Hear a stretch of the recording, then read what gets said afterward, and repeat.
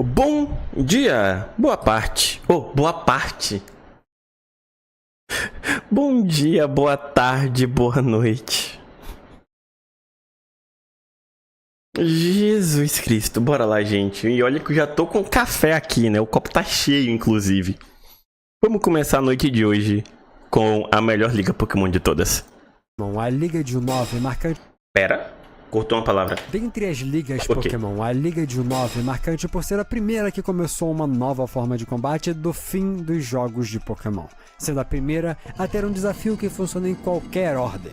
Por isso, todas as suas batalhas têm o mesmo nível de dificuldade, e suas tipagens se complementam e interagem entre si, formando um quadrado de vantagem onde um é super efetivo no outro num ciclo fechado. Mas a melhor parte é que todas essas perdem para a tipagem do Champion, onde Alder tem sempre mais da metade do seu time da tipagem Inseto, que ou resiste ou é super efetivo nas 4 tipagens dos membros da Elite. O Certo. storytelling dentro de Pokémon, com todos esses pequenos detalhes, é sempre interessante assim. Lá ele. Para começar, vamos na ordem que eu fiz a liga quando eu era mais novo, começando por Chantal, cujo nome tem no meio Haunt, assombrar. She-Huntal, ela assombra todos, Chantal. Já o seu nome japonês é Shikimi, mesma pronúncia de um tipo de anis estrelado usado em covas budistas. E Chique não é um nome meio que de algum tipo de espírito lá? Porque eu lembro que tinha um anime de terror que eu assistia quando eu era bem novo chamado Chique. Além disso, separado, Shi é morte e Ki é fantasma. Numa entrevista Chique, morte fantasma. Era um anime de terror mesmo. com o Yusuke Omura na revista Nintendo Dream, ele explicando que na criação dela, o seu design foi feito pensando em gatos pretos, sendo ela uma garota que se veste com tema de gatinho, Kuroneko. E a fita no seu pescoço forma a cabeça de um gato, onde sim, essa parte vermelha no seu pescoço é o nariz do gato. Mas uma outra coisa interessante é que essa fita gigante ainda esconde o seu cabelo, que é grande, não sendo esse corte bob que aparenta ser. Ela em si ainda é uma brincadeira com ser escritora fantasma.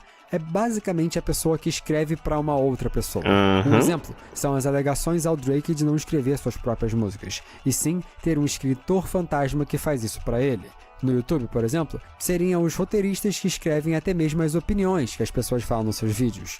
Com isso, sua sala é entendível, sendo uma biblioteca escura com uma lâmpada que se move sozinha, ambas parecendo uma mansão amaldiçoada, tendo pilhas e pilhas de livros. Gostei do conceito. Ela ainda é a única membro dessa elite que muda um de seus Pokémon entre os jogos de Black and White 1 e Black and White 2, começando o primeiro com Cofagrigus, Jellicent, Golurk e Chandelure, e no seu rematch adicionando Frostlass e Drifblim. Já em Black 2 e White 2, ela troca a água viva morta por um Drifblim direto, adicionando Miss Mages no lugar do balão na sua partida final. Essa troca da água viva morta é provavelmente por esse Pokémon ser agora parte do time do Marlon, sendo até o seu Pokémon principal.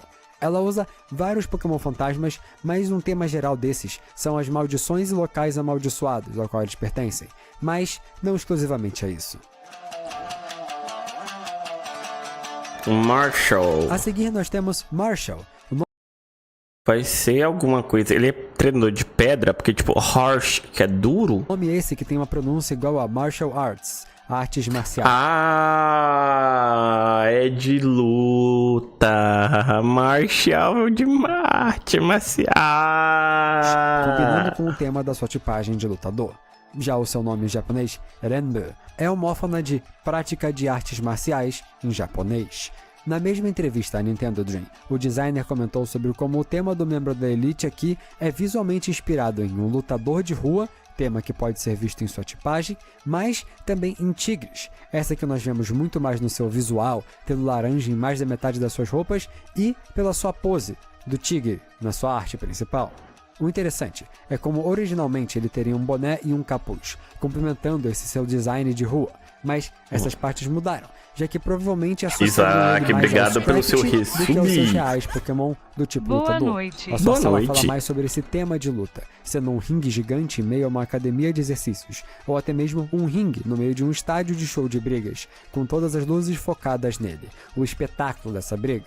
E isso tudo é ainda mais interessante quando lembramos que no seu time inicial, todos os Pokémon são puramente lutador, sem nenhum tipo secundário. Control, Sulk, com Kelder e Mianshao, que são formas diferentes de luta, que é uma parte temática dele saber vários estilos em si, mas aonde muda é que nas suas revanches, tanto em Black and White, onde adiciona Breloom e Toxic Rogue à equipe, quanto em Black 2 e White 2, onde adicionam Lucario e Medicham.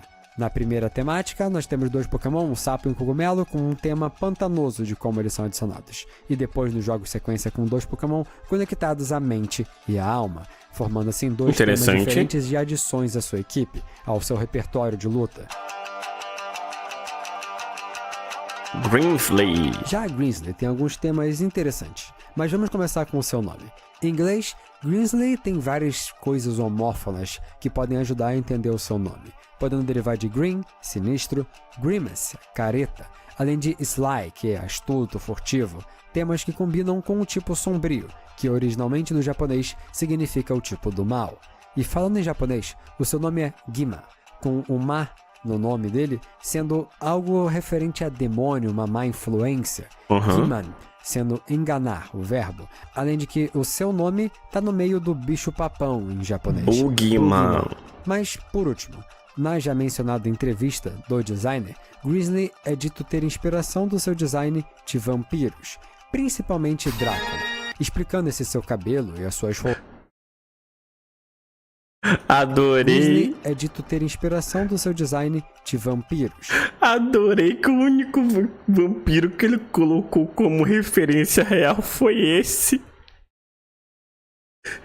Me quebrou muito, me pegou muito de guarda baixa, mas eu gostei. Principalmente Drácula, explicando esse seu cabelo e as suas roupas, além da área da sua sala, onde tem um sofá e um lustre gigante, com um caminho até ele sendo um tapete de mansão, ou com garras atravessando esse mesmo chão, além de também, dito na mesma entrevista, que ele é inspirado em jogos de azar, onde ele fica toda hora jogando uma moeda, por isso sempre como na sua mão.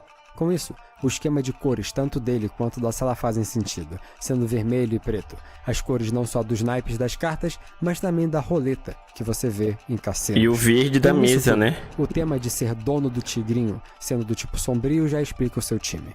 Todos os Pokémon sendo algo do mal. Scrafty, Crocodile, Liepard, Bisharp, com esse último ainda funcionando duplamente por ser um jogo, mas adicionando no time Sharpedo e Drapion na sua revanche de Black and White, que tem esse mesmo tema de azar e ruindade, enquanto em Black 2 e White 2 adicionam Houndoom e Honchkrow, Pokémon que inclusive são comumente associados a Yakuza, a máfia, a líderes de gangues malignas. Era de se imaginar, né, que os malucos aí os bandidos do mundo do Japão gostassem de Pokémon também, então faz sentido eles, tipo, adotarem algum Pokémon. Normalmente a gente não comenta de redesigns que acontecem em outras gerações, mas a sua temática vampiresca fica ainda mais dramática quando vemos a sua forma em Alola, com sua nova roupa e o seu cabelo branco, que implica uma passagem grande de tempo entre esses 3 jogos. Mas mais interessante é que ele aqui referencia diretamente a conexão entre o Nova e Alola, sendo 2 regiões que são inspiradas no mesmo país, Estados Unidos, já que Nova York é a inspiração de Unova e aqui Havaí, que é um estado desse mesmo país. Para quem não sabe, sendo uma colônia até hoje. Aparecendo esse personagem aqui referencia algo bem comum, que é ricos donos de cassino terem casas no Havaí. Afinal, Aqua-type. Caitlyn. Por último, na elite, mas não menos importante, Caitlyn. Seu nome em inglês tem uma sonoridade e visualmente também lembra castelo. Já o seu nome em japonês vem do gênero da orquídea, Cattleya, onde ambos temas aparecem distante dos nomes dos outros membros daqui. Mas isso é proposital, já que Caitlyn não é apresentada pela primeira vez na franquia aqui na região de Unova, sendo uma personagem que aparece em Platino, Heart Gold e Soul Silver. Por isso, dizem que seu nome parece castelo, já que ela é a líder do castelo de batalha na Batalha da Fronteira, juntamente a Darak, sendo mais uma conexão de Unova a outras regiões. Com isso, ela e Koga são os únicos membros de elite dos 4 que aparecem em uma geração antes de ser um membro da elite nessa futura geração onde eles viram membros. Ao menos, o seu design fica mais detalhado a temática de princesa no mundo dos sonhos aqui. A roupa simples, o cabelo preso com laços mágicos, igual a esses que rodeiam o seu corpo. Mistura um pouco a temática de Branca de Neve com Bela Adormecida. Por isso o seu quarto é uma cama gigante, rodeada pelos céus estrelados. E na versão futura, essa muda mais do que qualquer uma das outras que mencionamos até agora, onde aqui a sua sala fica bem mais vazia, mas continua com essa temática dos céus, com os 3 pilares que porra de flor é essa? Representados aqui. E ao fundo, visualmente, tudo aqui é bem parecido com algumas runas da própria região de Unova. Talvez por essa mistura de 2 temas, 2 princesas, e ser o personagem de 2 regiões, ela tem 2 Pokémon principais em cada uma das batalhas. Começando em Black and White, com Reuniclus, Gothitzel, que são 2 Pokémon contraparte um do outro, além de Musharna, que tem a ver com seu sono, e Sigilyph, que volta a esse tema de ruínas. Adicionando na revanche, Bronzong, mais um de ruínas, assim como Metagross, com esse último então virando o seu Pokémon mais forte nessa batalha. Mas em Black 2 e White 2, ela troca Bronzong por Gallade, um dos Pokémon principais de Daract, talvez servindo de referência a esse personagem e ao seu passado. E agora vamos para o Alder. Mas agora, chegando aos campeões, vamos começar por Alder. O seu nome vem de Elder, ancião, Imaginei. além de Alder em si fazer parte do nome do gênero de algumas árvores, que é um tema comum entre personagens de Pokémon, além de também ter a ver com o gênero de mariposas, que é um dos temas do próprio personagem. O cabelo. Isso a gente vê com o seu nome em japonês, Adeku, sendo uma planta muito usada comumente por várias larvas de mariposa para se alimentar e crescer. Com isso nós vemos 2 temas, ser velho e mariposas. O primeiro a gente vê também nos jogos em japonês, com ele lá usando um tipo de japonês arcaico para se comunicar, além de acordo com uma entrevista do seu designer Yusuke Omura e Ken Sugimori também, o motivo de Alder carregar consigo mais do que 6 Pokébolas é que ele nunca conseguiu entender como funciona o sistema de armazenamento de Pokémon, o PC que a gente usa para trocar os Pokémon a qualquer momento. Isso deixa ainda mais interessante os seus temas, já que em Legends Arceus nós vemos uma foto de um treinador muito parecido com ele, e isso, junto ao seu tema com mariposas, essas que são vistas como alegorias e um simbolismo um do pra passado morte, e o outro do futuro, tudo em conjunto, sendo coisas que perseguem o Alder. Ele é um dos primeiros personagens a mencionar morte de Pokémon nos jogos diretamente, comentando sobre como o Pokémon seu morreu doente e que nós depois descobrimos que é o Larvesta seu que evoluiu a Volcarona. Isso tudo, junto ao fato dele ser o único Champion na história a usar Pokémon exclusivamente da sua região, adiciona uma nova camada a esse enigma, quase como se todos os Pokémon que ele já teve em outras regiões já faleceram também. Tem uma história aqui que ainda não foi contada, mas apesar de o seu time inteiro não ter um tipo temático único, seu time é metade inseto, com a Selgoras, Cavalier e Volcarona sendo dessa tipagem. Além disso, ele tem um Bouffalant, um Druddigon e um Vanillux, com esses 2 últimos sendo trocados por Conkeldurr e Braviary na sua revanche. Todos esses 3 na versão final, temáticos com o país de inspiração da região. Todos os 3 importantes para a timeline de como Nova York e os Estados Unidos surgiram. Mais legal, ao final disso tudo, é como na versão da Batalha do PWT, ele adicionou ao seu time um membro de cada time dos 4 membros da Elite dos 4. Tem 4 possibilidades diferentes de Pokémon para adicionar aqui, sendo cada uma de uma tipagem dessas pessoas. Alder, ele é um velho, mas também cara, o Reuniclus tem um design tão interessante, bicho. O Volcarona também. Que vieram depois. E também dá pra perceber isso pelas suas próprias roupas, sendo tudo visualmente baseado em indígenas. Além de também a forma de como ele age que nós mencionamos, sobre ele ser muito mais antigo. Eu já tinha notado o design do Volcarona em outros vídeos do Kaká. Mas agora que teve um pouquinho mais de tempo de tela, que eu pude ficar olhando por mais tempo, eu acho que de design virou um dos meus designs favoritos, tá? O design do Volcarona. Ele não é o único champion daqui. 2 anos depois do acontecido com N, Iris vira campeã da região.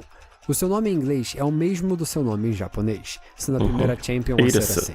Nome esse que tem como base a mesma flor que inspira o nome do Drayden, o líder de ginásio.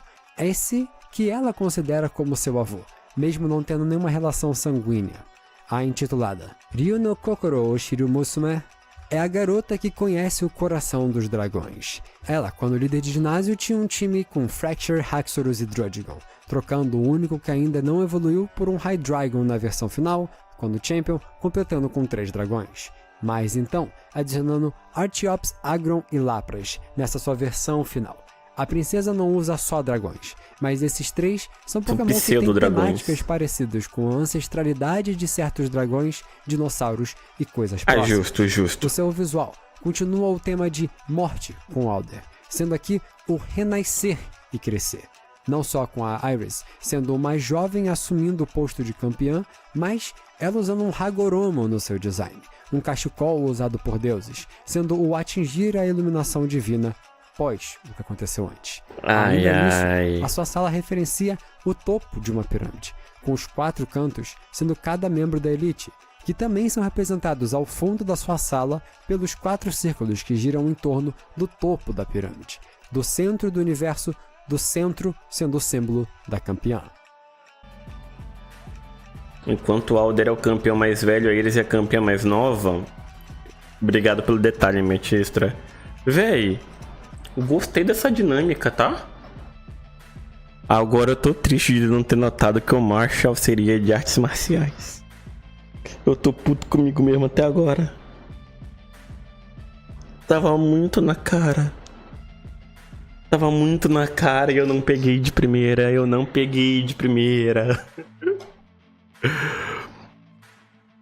O detalhe da guria da Ghostwriter Chantal, né? A Chantal também, eu gostei do detalhe de ter Haunt, que é assombrar no meio do nome. Quanto mais eu vejo esses vídeos, mais eu percebo a quantidade gigantesca de detalhes. E olha que ele até mostrou as tipagens no começo. Aí você tá pedindo pra pessoa que tem memória merda, que não pausou pra olhar as tipagens, memorizar quais eram os desenhos das 4 tipagens que apareceram por 3 segundos no vídeo.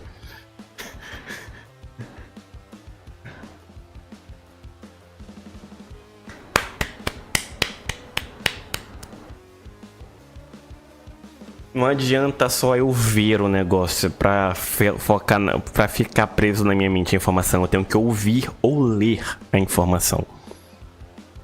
Senão eu não memorizo de jeito nenhum.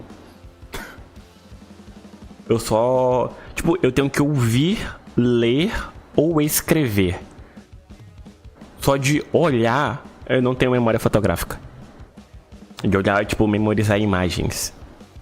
Eu preciso de palavras. Apenas palavras pequenas. Palavras, momentos.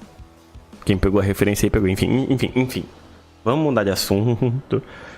Cara, é muito detalhe essas porra, velho. Levei tanto spoiler nesse vídeo. Você assistiu porque quis.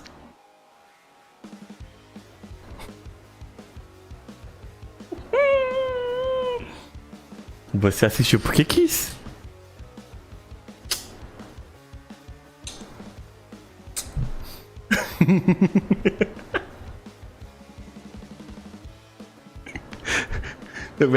Ô Tião, às vezes eu fico pensando que é que o pessoal que só assiste os vídeos no YouTube acham que eu sou como pessoa, né, velho?